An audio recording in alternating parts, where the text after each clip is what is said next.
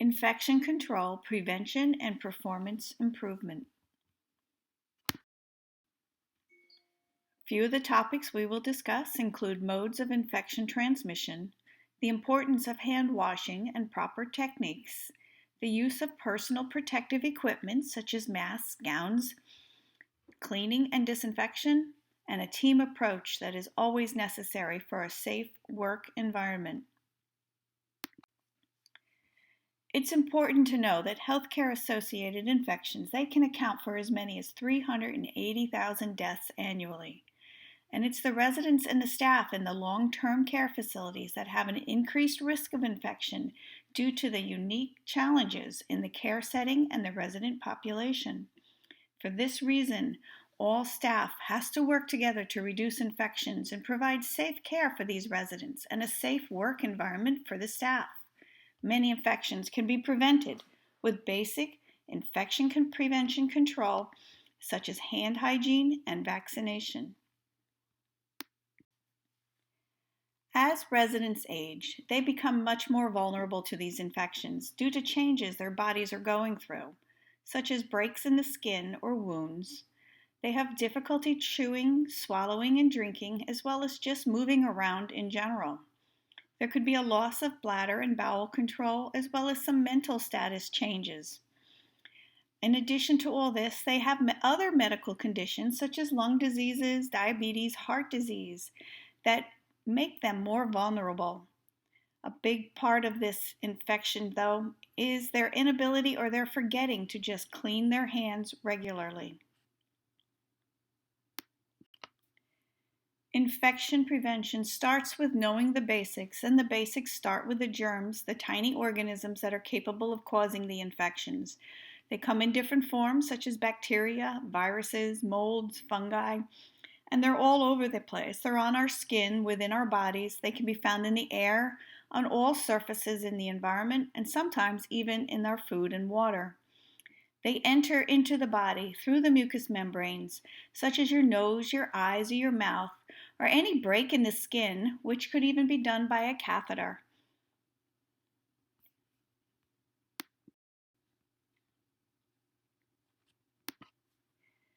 Some examples of bacterial infections would be urinary tract infections, skin and wound infections. Viral infections, such as a cold, the flu, or some illnesses that involve diarrhea and some types of pneumonia. Fungal infections, generally in skin and nails, as well as others, especially in those people with weakened immune system.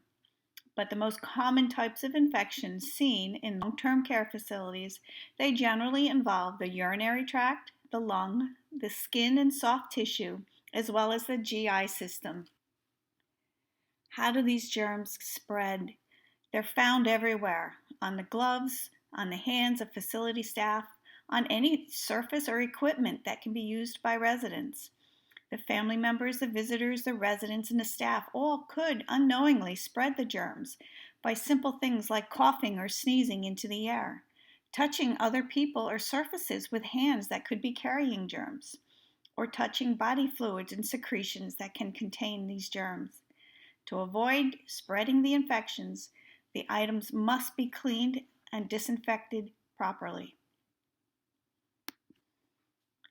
In healthy individuals, the immune system can fight off these germs usually and prevent the infection. But in older people, due to their declining ability of their immune system, they're much more susceptible to these infections and they can become infected easily. Helping to stop the spread of infections, a few of the things you can do is watch for signs and symptoms of infection in the resident. As you work with them, you become more familiar with what is normal and what isn't normal. Be aware that the resident may not be able to communicate effectively and indicate there is something going on. Be on the lookout for any change. Promptly report and document any sign of an infection to your supervisor or the resident's healthcare provider.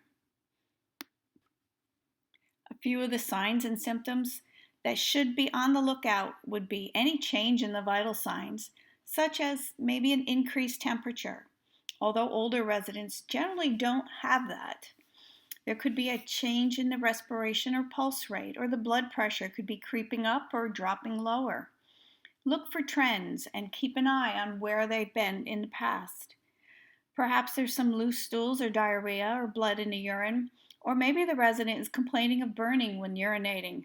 Maybe they're just going much more frequently, or suddenly now they've become incontinent. Carefully document all these vital signs and all the observations you make. Report them to your supervisor or the resident's healthcare provider right away if you suspect a change. Some of the things you can do as healthcare workers to reduce the risk of infection include cleaning your hands regularly with alcohol-based hand soap, hand rub, or soap and water, known as practicing hand hygiene. Wearing gloves and other PPE as per policy. Keeping the environment clean and properly disinfecting the surfaces and the equipment. Handle the waste safely. Avoid touching your face. Cover your nose and mouth when sneezing or coughing. Don't come to work if you're sick, and stay up to date on all your recommended vaccinations. You can even help the residents play a role in reducing the risk of infection. Encourage them to clean their hands before meals and after bathroom activities. Frequent reminders, and assist them as needed. Cover their noses and mouths when sneezing or coughing. Maintain personal hygiene, including oral care, and assist as needed. Encourage them to eat healthy foods and drink an adequate amount of water or any liquid. Encourage all visitors upon entry into the facility to sanitize their hands.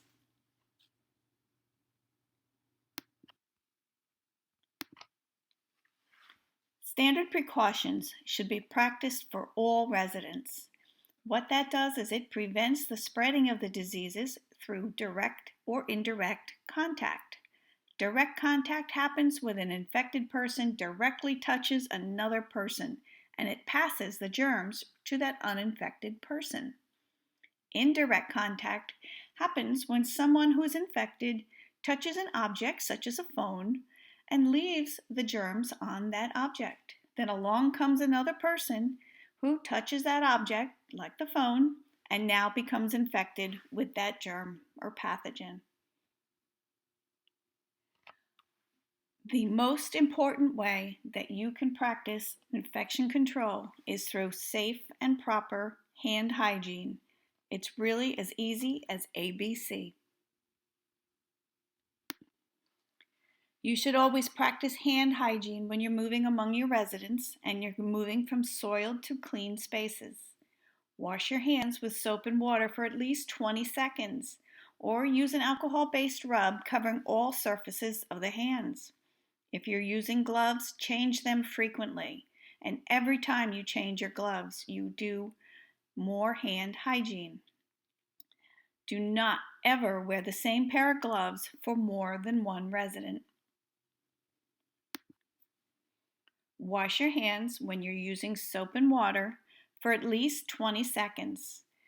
The times you should be washing your hands with water include before handling any food, after using the toilet, if your hands are visibly soiled, if your hands have had any contact with blood or any body fluid, and before and after assisting the residents with toileting or perineal care. Those are the times that soap and water should be used. All other times, hand sanitizer may be used. When performing hand hygiene, it's important that rings and watches should be removed prior to washing. If you must wear a ring, for instance a wedding ring, leave it on the finger, but you're going to have to clean the ring along with the hands. Wash your hands and forearms with soap and detergent, with friction, not a brush, and rinse under running water. You should be washing for at least 20 seconds, or as long as it takes to sing the ABCs. That's the general length of time required to wash thoroughly. Dry your hands thoroughly with paper towels while the water is running, and then turn off the faucet with the paper towels. Do not touch that dirty sink handles with the clean hands.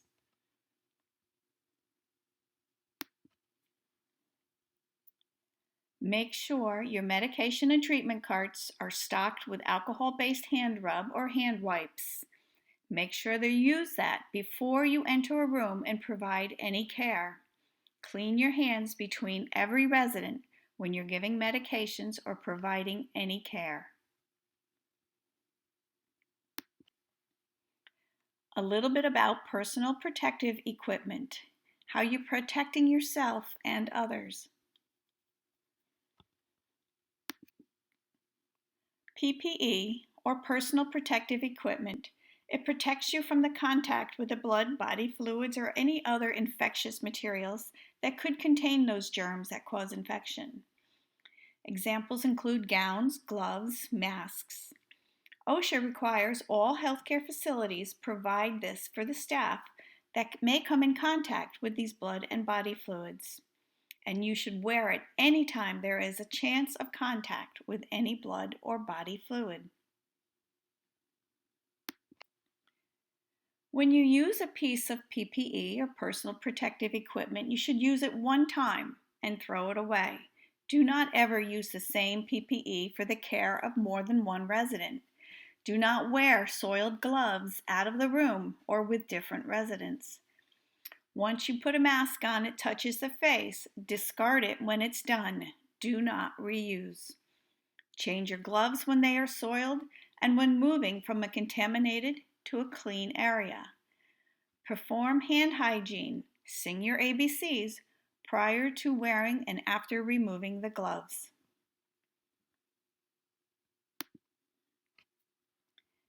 Disposable gloves are to be worn when handling items that are soiled with the blood or body fluid, but gowns and masks are not necessary unless there's going to be extensive contact with these fluids.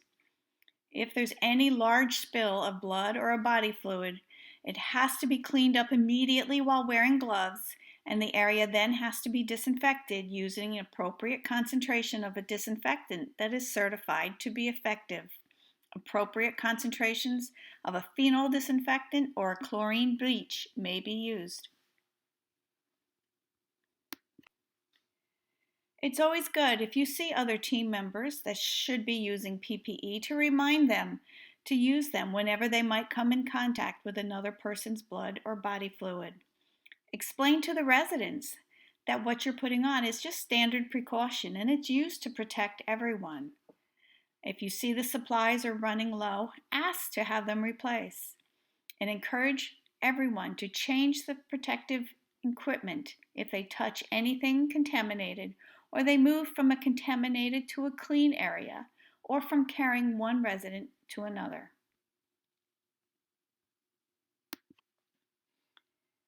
Cleaning and disinfecting, it is everyone's job. All staff have a role in keeping the facility and equipment clean and disinfected.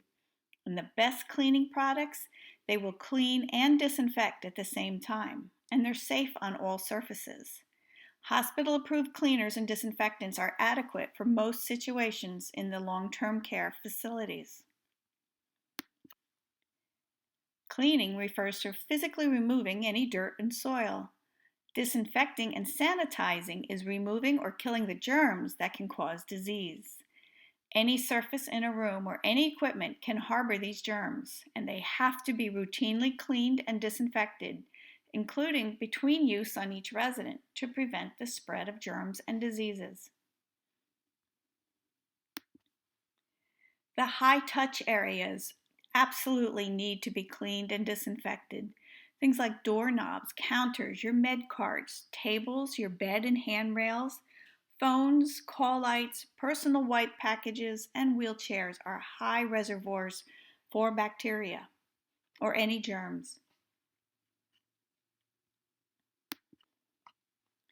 When you're cleaning, you need to consider the contact time for the product you're using. Contact time is the length of time the disinfectant needs to remain wet on a surface to be effective.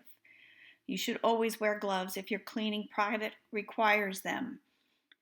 Always change your gloves between rooms or when moving from a contaminated area to a clean one. And always check and make sure you're using the right product for the right surface.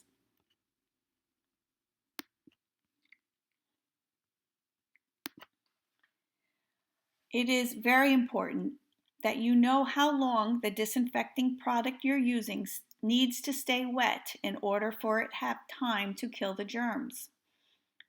Do not ever flush these wipes down the toilet. Don't mix some disinfecting chemicals as they can release toxic gases, and always keep these chemicals locked up away from residents when not in use. You should know how to use your cleaning products safely. If you have any questions at all, please ask. Outbreak management. Stop the spread. An outbreak occurs when there's more cases of an infectious disease in a population than there usually is at any time. Long-term care facilities, they're especially vulnerable for outbreaks because the residents are older and many are in frail health, like we discussed before. The two most common types of outbreaks include respiratory infections and gastrointestinal diseases. A single case of the flu or an illness that can cause nausea, vomiting, and diarrhea, like the norovirus, can quickly escalate into an outbreak. Contaminated hands, gloves, equipment can spread the disease across many surfaces.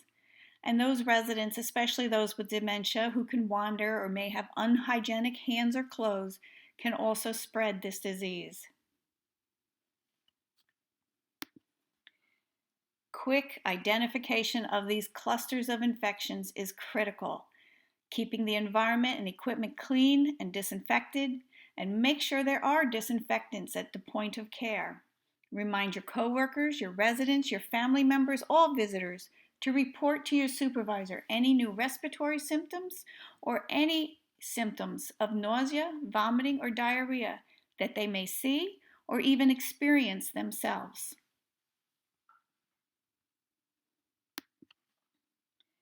It's a team approach.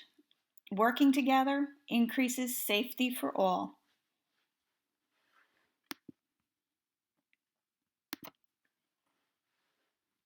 Everyone in a long-term care facility has a role to play in infection prevention and control. The staff, the residents, families, all visitors must work together to improve the safety outcomes and improve satisfaction. Good teamwork, good communication, crucial to preventing infection and building a culture of safety. You should feel comfortable reporting any safety concerns without fear of discipline. Harm to residents from infections increase if these staff members are reluctant to report lapses in infection prevention practices. And these good infection prevention practices, as we discuss, include hand hygiene, respiratory hygiene, using the proper PPE, and appropriate cleaning and disinfecting practices. They all contribute to a safe facility for residents and a safe workplace for the staff. Everyone needs to work together to practice infection prevention. It'll prevent illness, disease, and increase resident, family, and staff safety.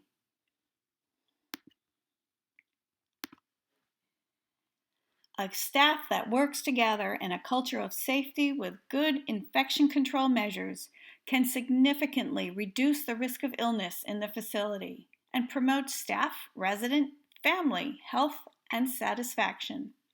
If you stop infection, you end the spread. So remember, infection control and disease prevention starts with you.